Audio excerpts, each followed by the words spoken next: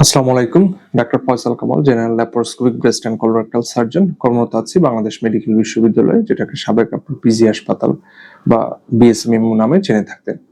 So consultant হিসেবে কাজ করছি এমজেড হসপিটালে ফুল টাইম। একটি সার্জিক্যাল কমন রোগ, সেটি আমি আগেও বলেছি, বাট আজকে আরেকটু বলতে চাই, সেটি হচ্ছে হাইড্রোসিল। হাইড্রোসিল হচ্ছে একটি অন্ডকোষের একটা কমন রোগ, সাধারণ রোগ, যেটাকে আমরা সাধারণ গ্রামের ভাষায় অনেকে অনেক রকম বলে থাকে, একশিরা বা বিভিন্ন রকম।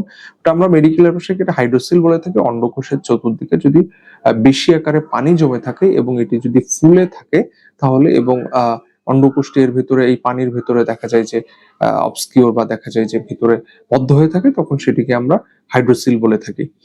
এই হাইড্রোসিলটা আসলে কেন হয় এটি জানা দরকার। সো হাইড্রোসিলটা দেখা যায় জন্মগত কারণে হতে পারে। এছাড়া দেখা যায় যে অনেক সময় আহ জন্মগত কারণে যেটা হয়, পেটের ভিতরে যে পানিটা থাকে এটি দেখা যায় এই জন্মগত যে আমাদের যে শুক্র নালী আছে বা এইটার ভিতর দিয়ে এসে আমাদের অন্ডকোষের চতুর্দিকে জমে দেখা যায় যে এটি হাইড্রোসিল তৈরি করতে পারে। এছাড়া দেখা যায় বড়দের ক্ষেত্রে যেটা হয়, প্রাপ্তবয়স্ক প্রদাহর কারণে হতে পারে, যাদের অন্ডকোষে প্রদাহ হয়েছে এর আগে, অথবা ইনফেকশন হয়েছে, অথবা আঘাতপ্রাপ্ত হয়েছে, দেখা যায় যে কোনো কারণে আঘাতপ্রাপ্ত হয়েছে, অথবা পূর্বে কোনো অপারেশন হয়েছে। এছাড়া দেখা যায় যে টিউমার বা কোনো আহ অন্যান্য অসুবিধা যেটা অন্ডকোষে থাকে সেটার কারণে হয়েছে। সো এইগুলা কারণেই কিন্তু আমরা হাতের হাইড্রোসিল গুলা হতে পারে।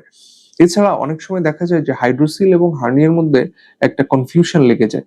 কারণ হার্নিয়া যখন পেট থেকে বেরিয়ে এসে পুরো অন্ডকোষের ভেতর ঢুকে পড়ে, মানে অন্ডথলির ভেতরে, ইটস নট অন্ডকোষ। সো এটা তখন দেখা যায় একই রকম হার্নিয়ার হাইড্রোসিলের মতো মনে হয়। কিন্তু এটি আসলে ডিফারেন্সিয়েট বা পার্থক্য করার অপশন আছে, ওয়ে আছে, এটা চিকিৎসকরা খুব ভালো করেই জানেন।